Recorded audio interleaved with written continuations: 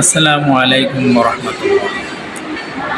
আজ আমরা একটি বিষয় আলোচনা করতে চাই যা আমাদের চারপাশে প্রতিনিয়ত ঘটছে, অথচ আমরা সেটিকে অবহেলা করছি।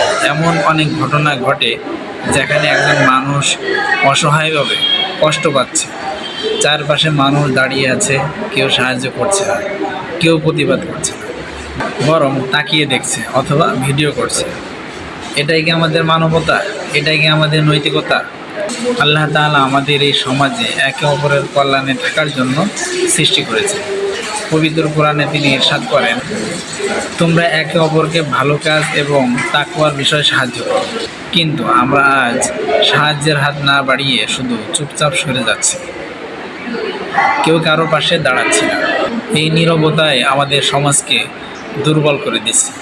রাসূল সাল্লাল্লাহু আলাইহি ওয়াসাল্লাম আমাদের শিখিয়েছেন, তোমাদের কেউ যদি কোনো অন্যায় কাজ দেখে তাহলে সে যেন তা হাত দিয়ে প্রতিরোধ করে, যদি না পারে তাহলে মুখ দিয়ে প্রতিবাদ করুক, তাও না পারলে অন্তত মনে ঘৃণা করুক।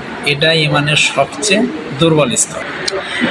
প্রিয় দর্শক, আমরা যখন অন্যায় দেখে চুপ থাকি তখন সেটা শুধু একজন মানুষের ক্ষতি করে না, তা পুরো সমাজে ভয়ের বাতাবরণ তৈরি করে। যে ব্যক্তি একটি অন্যায় দেখে আর তার সামর্থ্য থাকা সত্ত্বেও তা থামানোর চেষ্টা করে না, কিয়ামতের দিন সে অন্যায়ের সাথেই দাঁড়াবে। তাই আজ দরকার নৈতিক জাগরণ, দরকার এমন একটি সমাজ গড়ার যেখানে আমরা কেউ নীরব দর্শক হব না, যেখানে মানুষ মানুষের জন্য দাঁড়াবে, যেখানে অন্যায়ের বিরুদ্ধে প্রতিবাদ হবে সাহস ও সত্য ব্যবহারে।